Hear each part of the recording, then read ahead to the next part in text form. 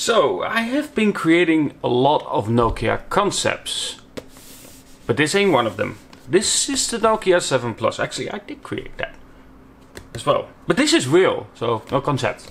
So this is the Nokia 7 Plus. They revamped it.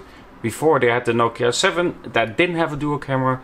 This one does. And this was released with the Nokia 6.1, I think they call it, and the Nokia 8 Sirocco. However, I think this is the best one you can get. I'm not a fan of the Nokia Sirocco, Nokia 8 Sirocco, mainly because there's way too much curve on it. It's somewhat like the Samsung Galaxy S6, but also the lack of headphone jack. But let's open this one up and let's see what's inside with a way too big knife. Okay, this time I don't have two sides where I have to open it. Okay, this is when we get greeted with the phone directly, of course. This packaged a bit different than more phones that I had before. So, of course, first we have the phone itself, but we will look at that in a moment. In this, I assume we have all our cables, power bank and everything like that. As you can see, we also get some earplugs in there. And of course, our power bank. In here we have our projector, but also a free clear soft case, which I always appreciate because on my S9, I also have it. I was focused on 7. I also have it. I like a clear case because it keeps the design. It shows you the design of the phone, which I always think you should see, but you at the same time protect your phone. However, I got bored of the lilac purple, so I got a deeper end skin. Anyway, let's continue. Of course, we get our manuals, which is quite a big package actually. I haven't seen it in that much. I'm actually glad that Nokia is back, but I do think they need to get a real high-end phone as well out there. But let's remove everything. I did get it in black, even though I wanted it in white. The moment that I got there, they didn't have it in white anymore, so kind of had to settle for this one. But this one actually was 365 euros, and it looks good. I really like this bag. It feels very sturdy as well, and this bag makes it feel very grippy.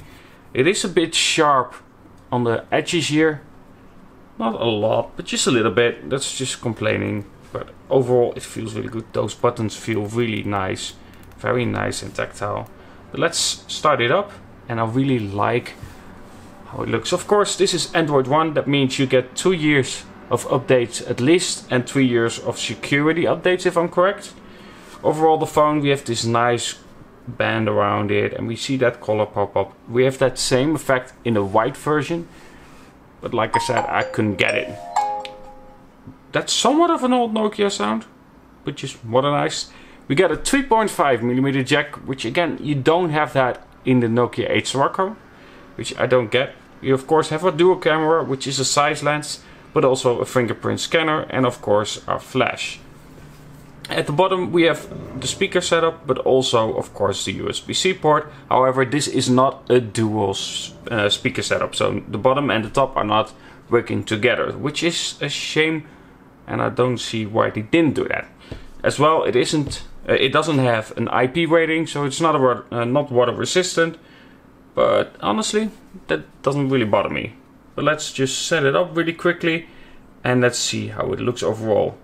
Don't really care about that. There we go. So at the back, why we have this nice texture, it's a 6-layer coating, which I'm actually a fan of. Like I said, we have the Android 1 and the Nokia as well. This one does see, there is a little bit of depth in it, so I think that is actually a mechanism. Overall, the screen looks really good, and I like how you can switch this, of course. I would like it. I'm not sure if it, no, see, with Samsung you can, you don't have to be on the top of the screen. You can swipe it here. Let me show you. Which I'm really a fan of because of the bigger screen itself. So I can swipe it down like that, which is really handy. But this one you cannot. I think that should be a standard thing, especially with a taller display, because you cannot reach that point easily when you're holding it. Overall, it really looks good. We of course have our Google Assistants and everything like that. It's a clean software. The only thing we have different from what I've heard is actually the camera itself. So let's start up the camera. You have to accept things. And what is really cool is we actually got something from the Lumia versions. And that is when you go into Pro mode, you can swipe it up like that. It takes a little bit of time, but you get the Pro mode then, and you can just move this around.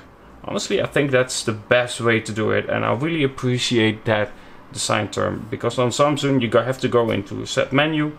As well, some don't like it and some do, but you can swipe between video and picture like this, but you cannot swipe between the front-facing camera and the rear-facing camera. I myself am not a fan of swiping and then getting the front-facing camera, because it is kind of annoying when it sometimes happens and I'm like, I didn't plan that, so you kind of have to press that. Overall though, the first impressions is that it's a good looking phone, and I think they really did a stellar job here. I would hope that they at some time will release a high-end phone. I have seen that Nokia X with a notch. Why Nokia? Why?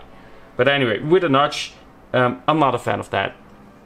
But either way, this looks like a good phone, and if this was a high-end phone with the specs that we get in the Samsung Galaxy S9, I think I would have changed my S9 to this one, because while I love my S9 camera and while I love my S9 screen, I'm not the biggest fan overall on the phone itself. I don't know, something is missing. And no, people don't say the notch is missing, because that is not missing. I'm really glad that that isn't there. Either way, I will of course review this one and test it out properly. And see you guys in the next one.